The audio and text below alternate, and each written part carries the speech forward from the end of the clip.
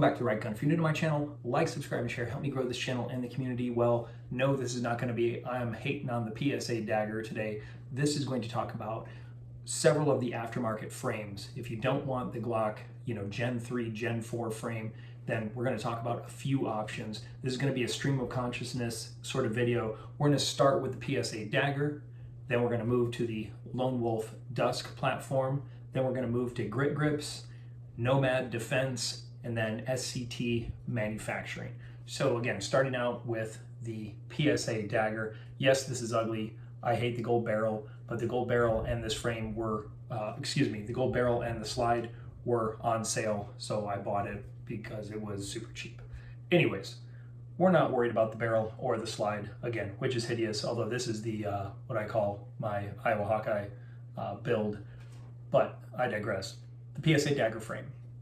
Unless you've been living under a rock in this community, you've never heard of the PSA dagger. They basically have three sizes. They have the micro, they have the compact, which is the Glock 19 size, and then they have the full, which is a little bit longer grip, and it's more of a Glock 45, so you get the 17-round magazine from a Glock 17 that you would put in there, but they basically all look the same. They have some more ergonomics and texturing. One thing that all of these frames do have in common is the really crappy trigger, except for Lone Wolf, and we'll talk about that in a bit.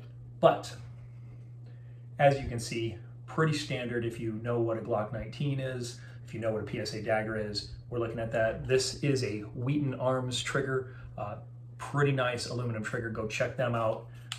These are loaded, no magazines are around this filming area, no ammunition is around this filming area, so all of these weapons that you will see are safe and cleared. But what we want to talk about, again, is the frame and the different options. So as you can see, a little bit more ergonomics to this.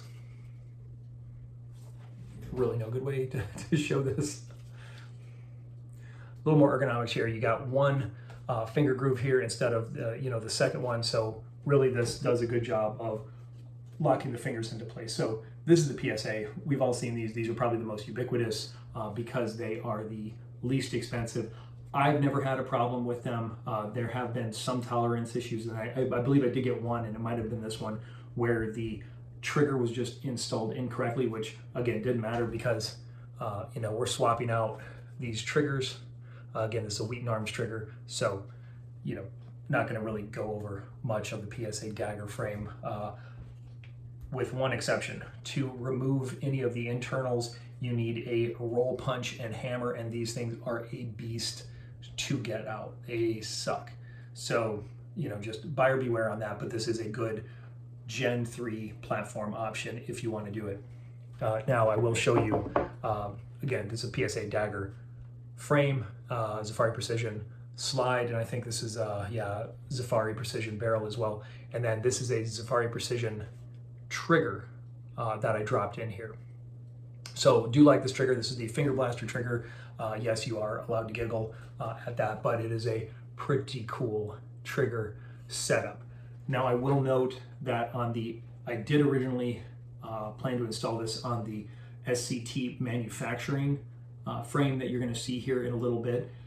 It didn't work.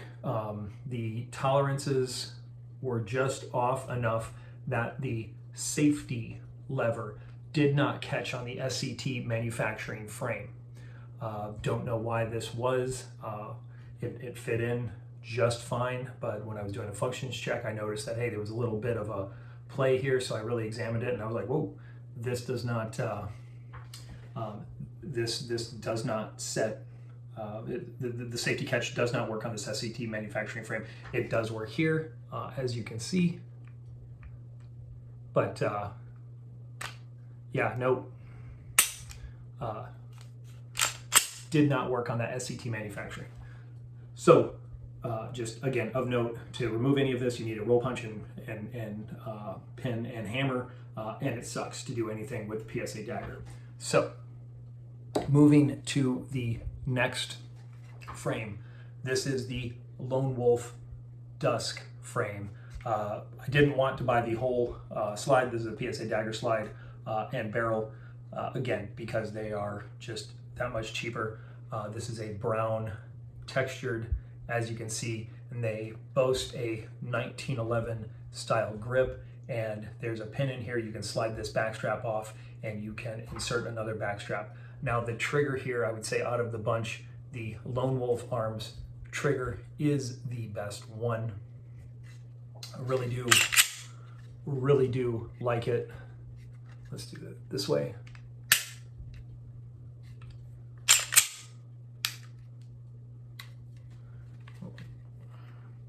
All right, so let's do this. We'll show that this is clear, safe. So we're gonna try to pull it.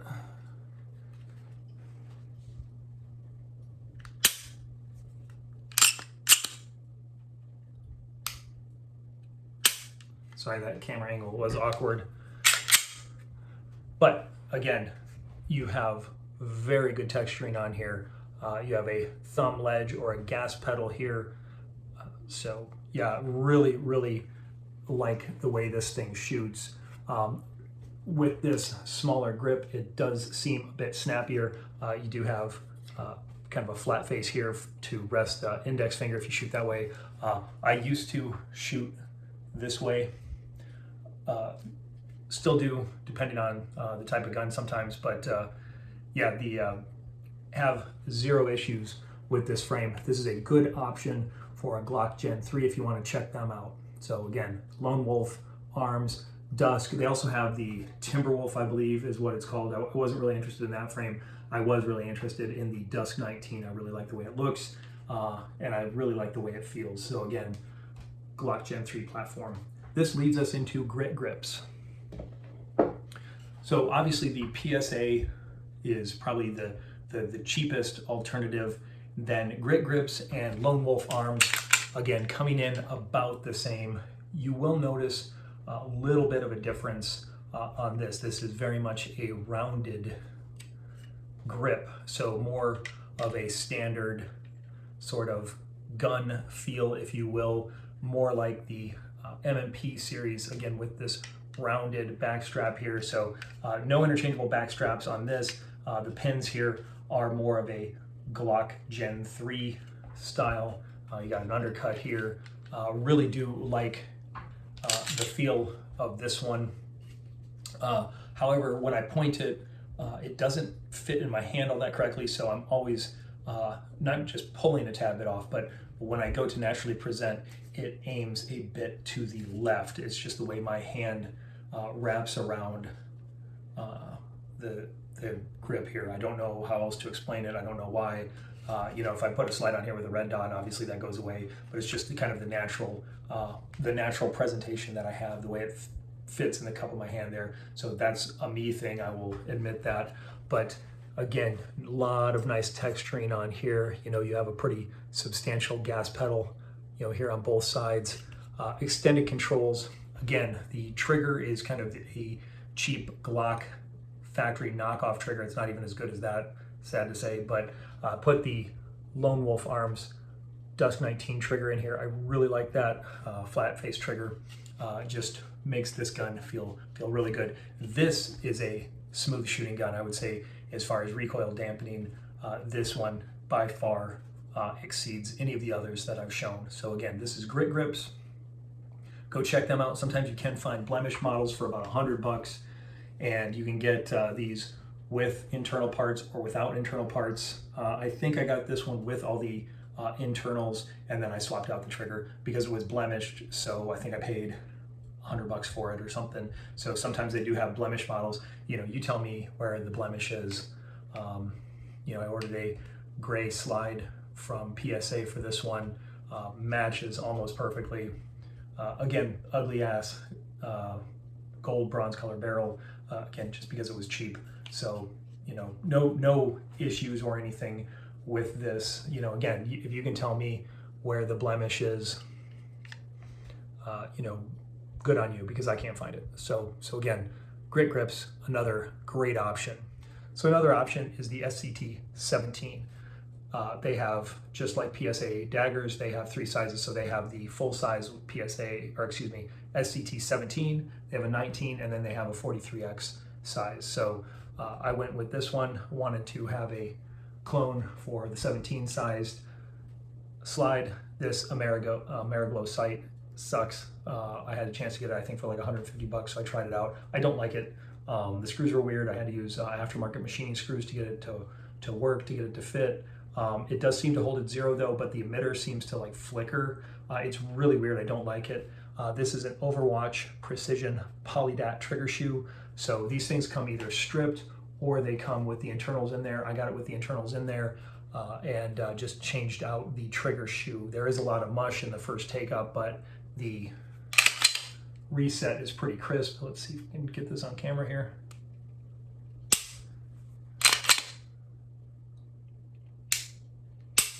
So as you can see, crisp sound on the second trigger pull, but a lot of mush on that first trigger pull there. So you can see the magazine well here, the grip, it is a little larger. I do like it. It shoots very nice. It points very well.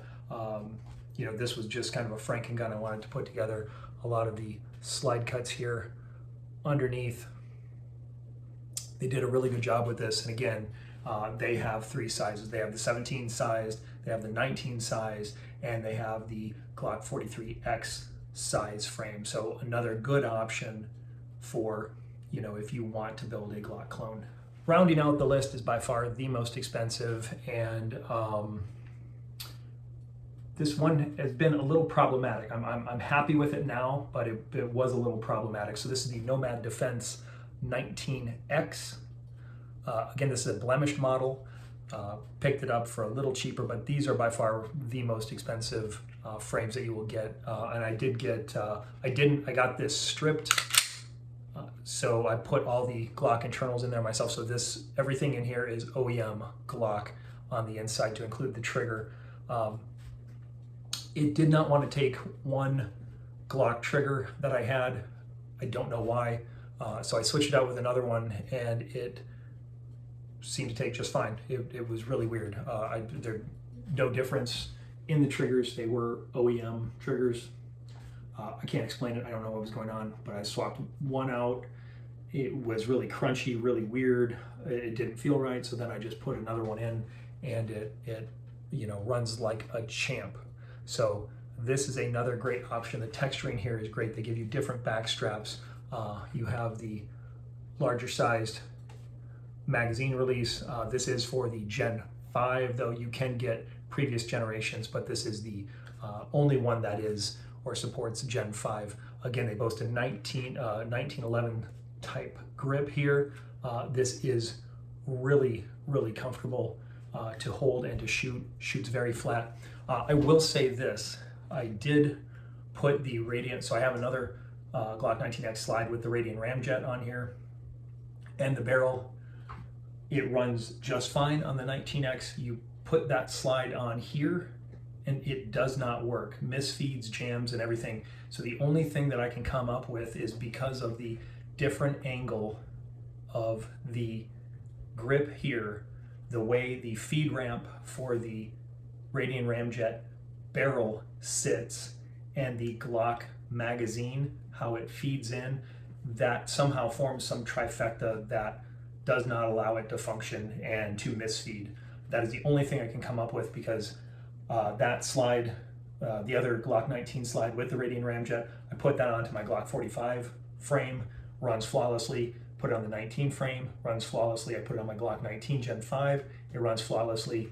I put other Glock 19 Gen 5 barrels and slides on here with no ramjet, and it runs perfectly. But you put that slide with the Radiant ramjet on here and it jams all the time. But buyer beware on this. So if you want this Nomad 19X frame and you want to run a Radiant ramjet on here, make sure you have another platform to put it on, because it just did not, for me, it did not seem to work. Again, I tried a bunch of different things, you know, ran several mags through it, just really jamming, to a point where I almost was feeling unsafe doing it. It jammed so much. So then I swapped out with another 19 Gen 5 barrel, ran flawlessly, put this back on, ran flawlessly. It was just with the Radiant ramjet. Again, don't know why, it just was. So There we are. This is the Gucciest one of the bunch and probably the most finicky one of the bunch. There are a bunch of other, Glock 19 frames out there that you can look at. These were just a couple that I had on hand in a video that I wanted to make for a while. So thank you for watching. Like, subscribe, and share. Help me grow this channel and the community.